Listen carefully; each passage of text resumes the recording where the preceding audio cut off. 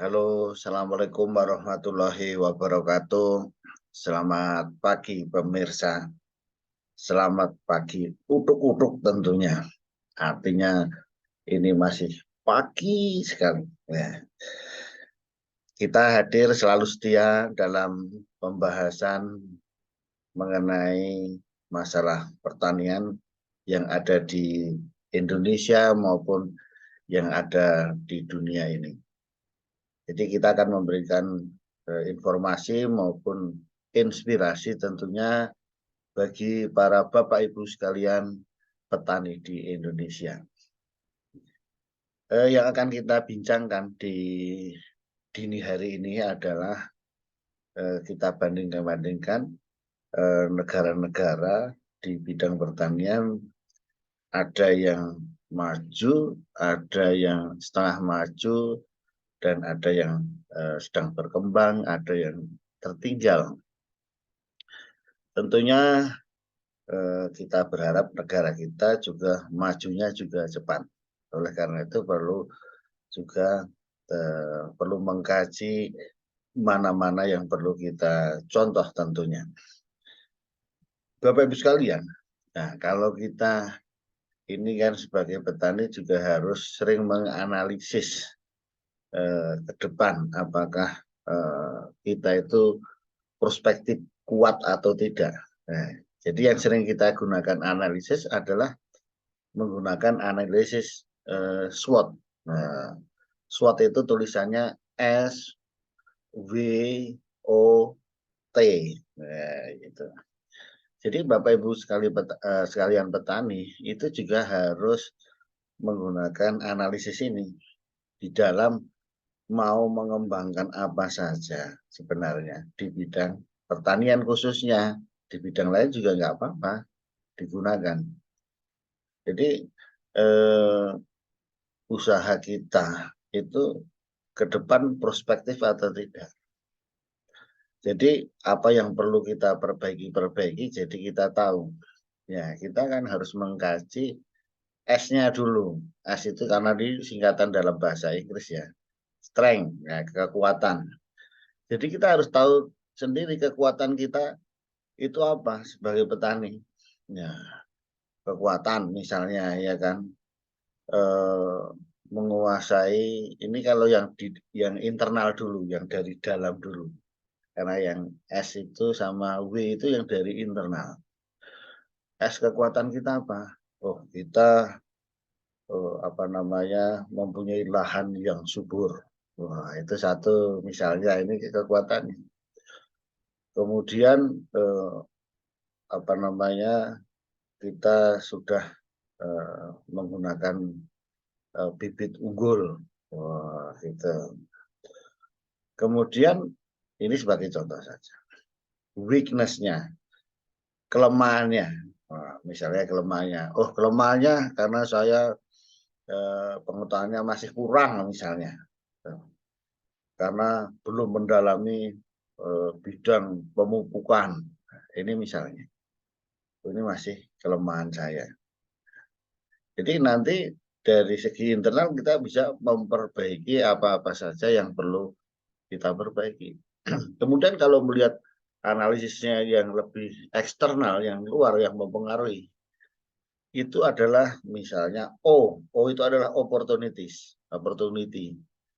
Jadi kesempatannya bagaimana yang berpeluang untuk kita, yang positifnya apa. Contohnya sekarang kondisi permintaan minyak goreng naik misalnya, kemudian penggunaan minyak nabati naik. Kebetulan yang kita kerjakan ini di bidang yang seksi yang kelapa sawit misalnya. Ini salah satu opportunity kita. Kemudian sekarang threat-nya, T-nya, tantangannya apa, ancamannya apa usaha kita. Oh, harganya turun naik misalnya kan gitu. Terus apalagi ancamannya. Nah, jadi dari selain harga, cuaca tidak mendukung misalnya, kering, bulan keringnya ada misalnya. Jadi ini semua bisa kita susun dalam suatu kuadran. Nah, kuadran kalau ke kanan itu yang yang horizontal itu yang kanan adalah S, strength-nya. Kemudian kalau ke kiri W-nya, artinya semakin ke kiri semakin negatif adalah kelemahan, weakness. Kemudian di sumbu Y-nya itu adalah itu tadi yang dari eksternal tadi. Semakin tinggi ke atas adalah opportunity-nya. Semakin ke bawah adalah ancamannya, threat-nya. Jadi usaha kita itu sekarang pada posisi kuadran berapa? Ya, kalau bisa ya itu kuadran 1, artinya kelebihan kita banyak dan opportunity-nya banyak, itu kuadran 1. Tinggal genjot produksi dan promosi misalnya kan itu. Kemudian di kuadran 2 misalnya, produk apa kelebihan kita banyak, ya kan, tapi ancamannya juga banyak gitu, persaingannya ada banyak. Nah, ini perlu diversifikasi misalnya. Ya. Kemudian kalau kuadran 3 yang di bawah gitu misalnya, itu kita kelemahannya banyak, ancamannya banyak, ya kan? Ya kita harus bertahan supaya tetap survive. Kemudian kalau di kuadran 4 misalnya posisi kita lemah kemudian tapi opportunity-nya ada, ya harus balik badan, turnover, jadi mengembangkan yang lainnya, produk yang lainnya contohnya. Jadi dari segi ini ya, analisis ini, SWOT ini, apakah memang benar bahwa threat, ancaman itu juga semakin tinggi melemahkan kita, ini pertanyaannya. Ya. Tapi dari beberapa kasus justru kita jangan terus lemah melihat suatu ancaman. Karena kan kasusnya, sejarahnya, ancaman semakin besar usaha effort kita untuk lebih maju. Ini ada contohnya, ini yang akan kita bicarakan. Ya. Jadi kalau yang opportunity-nya terlalu tinggi, kadang kita menjadi terlena. Ini yang akan kita bahas. Nah, ini mengapa saya menggunakan background dari gurun pasir. Tentunya tantangannya banyak. Karena kita berbicara masalah pertanian. Ya, tadi dari awal kita mau banding-bandingkan negara, melihat ancaman dan opportunity tadi. Ya, kita melihat beberapa negara, nah ini agak kesimpulan sedikit, yang mempunyai ancaman besar, ancamannya besar ya kan, tetapi kadang sebagian besar justru sekarang ini mempunyai pertanian yang bagus, itu yang opportunity-nya besar, itu terlena, itu terlena. Contoh, terlenanya apa? Karena tanahnya subur, sehingga tongkat kayu pun ditanam jadi tanaman. Ini menjadikan kita atau yang di daerah tropis contohnya ya, itu menjadi terlena. Effortnya menjadi kurang. Nah, ini dari segi opportunity dan threat, ancaman. Coba kita lihat bahas satu persatu ya. Negara yang ancamannya besar itu meraih untuk survive, kemampuannya termasuk pertanian tentunya karena butuh makan, itu juga menjadi sangat maju gitu. Contoh Israel. Nah, Israel yang di Timur Tengah itu ancamannya besar. Satu, ancaman alamnya. Nah, alamnya kan kering, banyak gurunnya, iya kan. Nah, kemudian kedua, ancaman negara musuh di dalam eksistensinya, di sekeliling negara-negara Arab yang masih dalam kondisi perang terus. Nah, ini dengan keadaan yang ancamannya besar, ternyata kalau kita lihat-lihat di pertaniannya itu sangat maju, termasuk yang paling advance di dunia. Ini kenapa? Karena ancamannya besar sehingga mereka berusaha keras untuk tetap hidup, tetap survive. Nah, oleh karena itu teknologinya, kuncinya dia memanfaatkan teknologi termodern sampai saat ini. Nah, itu karena ancamannya besar, memanfaatkan teknologi yang ada, yang modern. Nah, kalau kita lihat video-video yang ada itu ada 7 teknologi Israel yang menyebabkan dia advance. Apa itu? Satu adalah drip irrigation, adalah karena ini di gurun, dia mempunyai teknologi tetes irigasi yang sangat efisien. Nah, kemudian yang kedua, water recycling, pemanfaatan air yang sangat luar biasa efisien diolah sehingga uap air pun dimanfaatkan untuk menghasilkan embun-embun air. Sehingga teknologi ini ada namanya apa? Generator uap air itu mengubah teknologi gurun,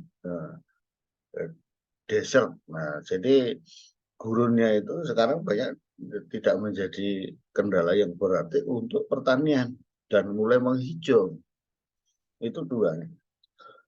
Kemudian teknologi smart farming menggunakan tenaga IoT digital, ya, yang terbaru menggunakan drone, satelit, semua untuk efisiensi pertanian. Yang ketiga, yang keempat, ya, tidak hanya yang biasa mengurangi kimia-kimia, yang keempat dan kelima ini menggunakan biopesticide, biopestisida. Kemudian yang kelima, biofertilizer.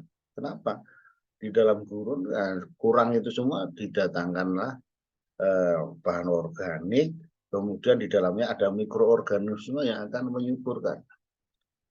Nah, itu teknologi-teknologinya berikutnya dalam nanti kalau sudah dalam bentuk pasca panennya, mereka panen pakai robotik. Artinya robotik apa? Otomatisasi, ya, mekanisasi, ya kan gitu. Jadi semua teknologi modernnya diterapkan. Nah ini kata kuncinya. Nah, jadi lawannya tadi apa namanya, ancamannya tadi alamnya tidak mendukung dan ada musuhnya, begitu juga menjadi maju. Contoh lain kita sebutkan Taiwan, Cina Taipei. Jadi dia termasuk satu pulau yang kecil, perlu makan. Ancamannya terhadap Cina daratan. Akhirnya berita-berita itu sering ada ancamannya untuk diambil alih misalnya. Ini menyebabkan Taiwan ini juga maju di dalam pertaniannya. Saya masih ingat bahwa dulu kami di Jogja dan sebagainya itu banyak perusahaan-perusahaan Taiwan yang sangat ahli menanam hortikultura, menghasilkan benih-benih ya hortikultura yang sangat luar biasa. Artinya di sana juga sekarang menerapkan teknologi yang paling advance gitu. Itu contohnya ya kan. Kemudian negara lain mana yang banyak ancamannya? Oh kan gitu. Singapura dari segi ancaman apa namanya alamnya, negaranya kecil, nggak mempunyai sumber daya alam, sehingga memanfaatkan pertanian yang meskipun banyak impor ya. Nah itu tapi juga memanfaatkan teknologinya luar biasa efisien, optimalisasi aset. Kemudian contoh negara-negara yang maju dalam pertaniannya ya, yang ancaman alamnya misalnya negara-negara yang itu yang dingin-dingin, Belanda misalnya kan gitu, Finlandia, Swedia, ya, Jepang. Nah, Jepang juga menghadapi alamnya, nah, tidak tropis, jadi waktunya terbatas untuk pertanian. Pada musim dinginnya, ya kan. Nah, Amerika juga begitu. Jadi ada musim dinginnya. Tetapi kesemuanya ini kita perhatikan memanfaatkan teknologi terbaru sehingga masalah pertanian menjadi maju dan jarang untuk cerita apa ya, masalah pangan itu menjadi masalah. Nah, karena bandingannya coba kita lihat beberapa negara yang di Afrika yang sama-sama ancamannya alam misalnya, yang sama-sama gurun desert itu adalah Somalia, meskipun karena perang juga di Sudan. Nah, itu juga eh, di Chad, di Libya karena perang apa daerah sini juga eh, belum semaju yang kita sebutkan tadi. Ancamannya besar, kadang ancamannya negara agak besar, tapi tidak memanfaatkan teknologi modern. Nah, ini menjadi kata kunci. Ya kan kita sebutkan bandingannya negara. Kemudian Mongolia ya kan banyak savananya bukan gurun ya tapi juga sampai saat ini juga tidak apa ya moncer begitu karena juga tidak menggunakan memanfaatkan teknologi. Kemudian kita membahas sekarang kalau di negara-negara tropis tadi ini opportunity-nya besar, nah, sehingga menyebabkan kemudian banyak terlena untuk masalah pangan ini karena tongkat kayu ditanam jadi tanaman gitu. Iya, coba kita lihat di daerah ekuator ini. Jadi kalau yang di dalam kesempitan tadi banyak peluang kira-kira begitu.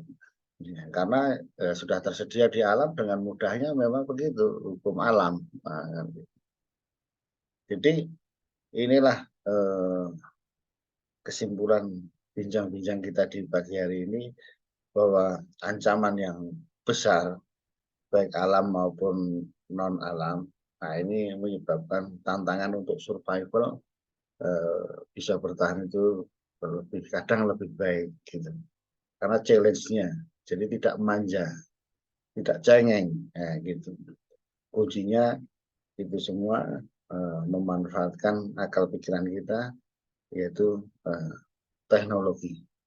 Demikian pemirsa, mudah-mudahan obrolan kita ini bermanfaat dan memberikan inspirasi bagi kita semua. Terima kasih. Assalamualaikum warahmatullahi wabarakatuh.